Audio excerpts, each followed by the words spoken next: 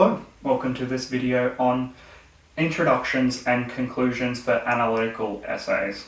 So this is a guide for approximately how much should be devoted to each component within each. Introductions and conclusions are usually seen as the mirror of one another, but I think they both provide very unique opportunities.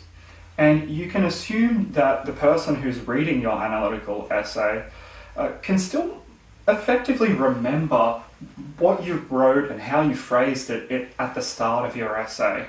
So you don't need to so much remind them of the key phrases. You should be extending the concepts within your conclusion. Now, the things that each of these need to accomplish. The start of an introduction, to me, the best place to start is addressing the question, or reframing the question, or redirecting the question, manipulating the terms into something that you want to grapple with, something that you're prepared to write about, something that you're excited to write about. So I'm going to use different colors to code, and you can see the similarities and differences in what each of these are accomplishing. First thing to do is to reframe the question, to acknowledge that you've been asked to write about something particular,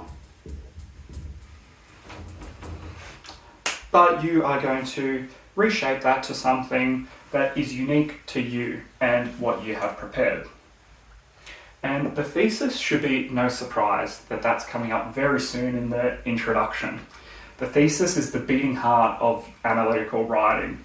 It simply means the idea, the condensed idea that you're going to prove throughout the whole analytical essay. At this point, your thesis should be extremely dense, it should be compact, it should be concise, and then you're going to expand upon it throughout, let's at this point say you're going to expand upon it throughout the analytical piece as a whole. I'm going to use this purple pen.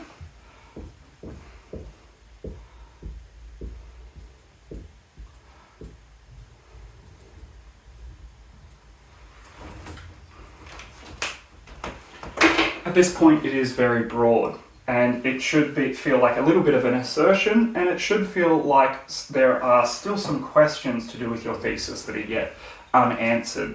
But that's good. You want your audience to be waiting for that next bit. You want your audience to be essentially asking you to prove it. And that's what happens in your argument and body paragraphs.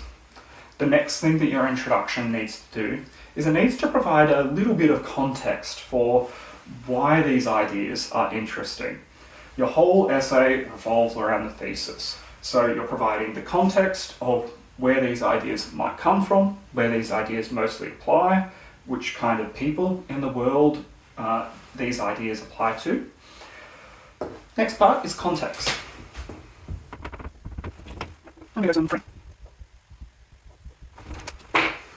Following the context of within your introduction, another really important thing to raise within your analytical introduction is the syllabus, where all of this connects. Of course, your thesis should relate to your syllabus, what you're learning about within that course at that particular point. But here's a point for you to explicitly raise those terms and to show that your essay will be grappling with them, at least in the way that it suits your thesis.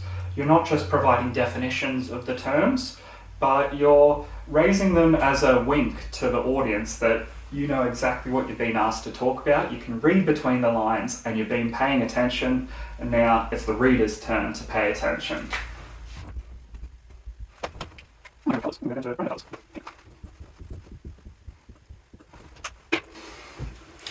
And a similar colour, we are starting to get more specific. We've started as broad as possible with no relation to the text, but we are working towards that. We have started extremely broad and we're starting to narrow down to exactly what will be spoken about in your essay. And here's our leap onto the argument or body paragraphs.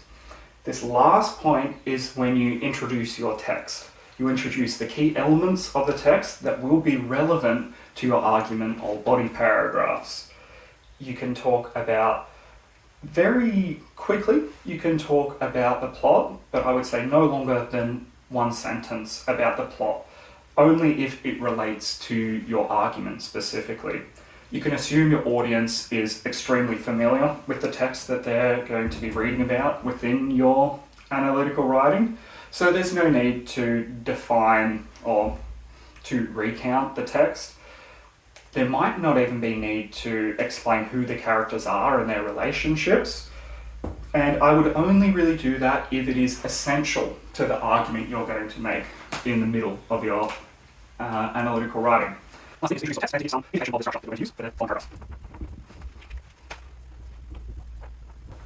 Huge.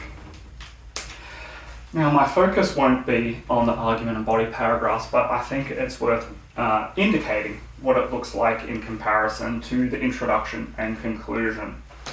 The argument body paragraphs starting and ending with this purple part, the thesis or the evaluation. This is the point that you're trying to prove throughout your essay. This is the link. This is controlling what's happening within your paragraphs, within your writing. So I'll pop it in very quickly. Thesis or evaluation, I'm just going to write eval. Eval. A little bit messy, but maybe I did that on purpose, maybe not. There are really two things that you need to do within an argument paragraph. The first is to lead in with the text, to give some structure to why you're analysing this particular aspect of the text. It might be a theme, it might be a structure or a part within the text, it might be a character, it might be a relationship, but here again, you're doing something to do with the text. The vast majority of the body paragraphs will be the justification, or will be the proof, or will be the analysis. Whichever word you use, doesn't matter. This is where you have your explicit textual examples and your unpacking of the meaning and how the language of the text conveys that meaning.